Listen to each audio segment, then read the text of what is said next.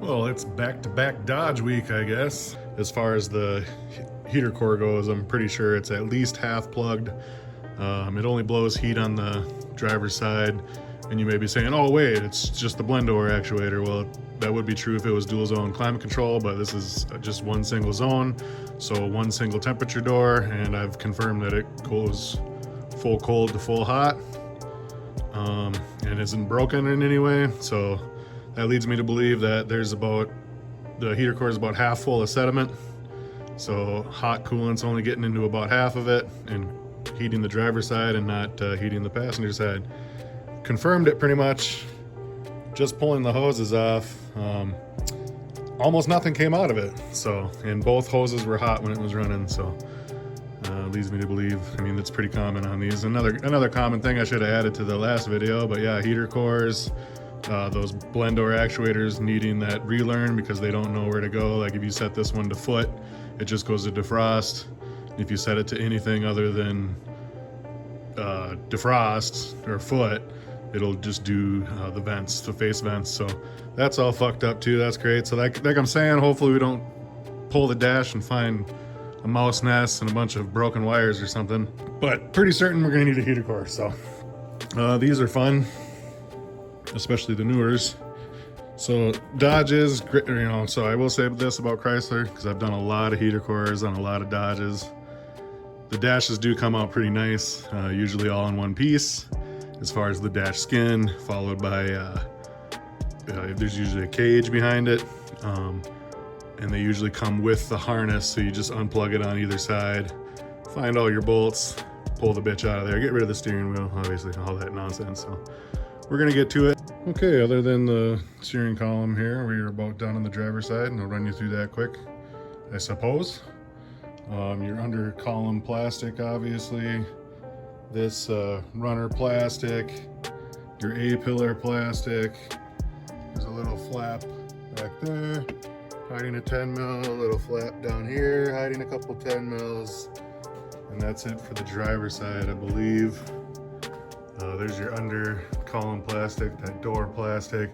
Oh, your little panel here, that plastic. There's your A-pillar plastic.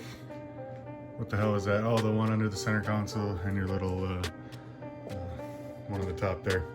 Do the same thing on the other side pretty much, minus the steering column plastic, and should be almost ready to pull this thing out. Let's go inspect it. What do you think, dude? Good sniffs? You get good sniffs, bro?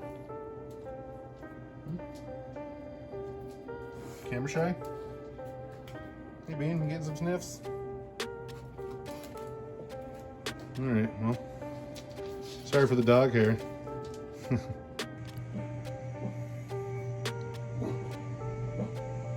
I got the dogs barking for some reason, but same situation over here. Your little floor kick panel, your little side kick panel, little dash kick panel, and your A-pillar panel. And there you are, here's your perks. And this all exposes, I'm gonna grab my light. The bolts you're gonna need to get to, so there's a couple there. There's one down here. I still gotta get rid of this little lower carpet thing, but there's one right there. You got all your shit you need to unplug on that side. Same goes for the driver's side, except there's 3 bolts on that side. 2 10s up here, 2 10s down there. And then I still haven't dropped the steering rack, but there's 2 10s behind that as well. So we're still here on the passenger side. Sorry if the audio is super loud. I'm like right next to the camera, but here's everything you need to unplug. It's on its own harness, so you can see antenna, something, those 2 things, that thing. Get it all unplugged and swing it all out of there. All right, there's our column down. Most everything I needed to disconnect, disconnected. There's your 4 nuts for the steering column itself and your 2 10 mils that are hidden behind it.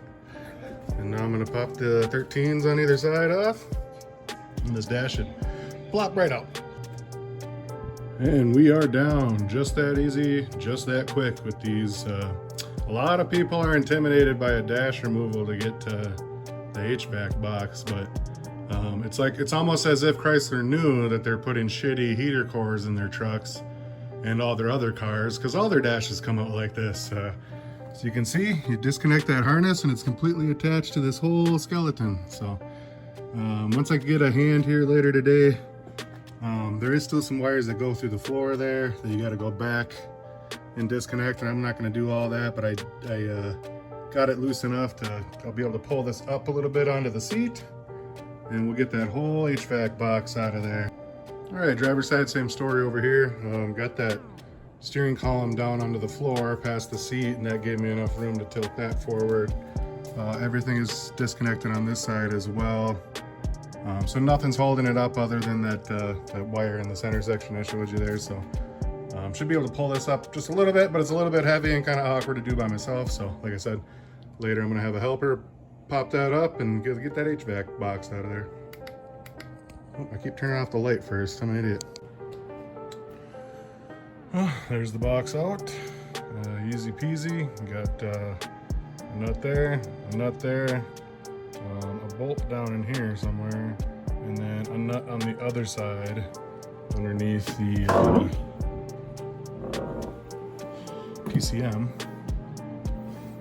And there's the core. You can tell when it's got sediment in it, when you completely drain it out and it's still pretty heavy. It should weigh almost nothing. So the fact that this still weighs like a couple pounds after draining it out completely leads me to believe that she's full of sediment. So already pulled that out, and we pulled the temp door actuator. We're gonna replace actually all three actuators, and hopefully don't have to do that relearn process, but we'll see. I thought I was gonna need a hand putting that dash back in, but it's actually really nice.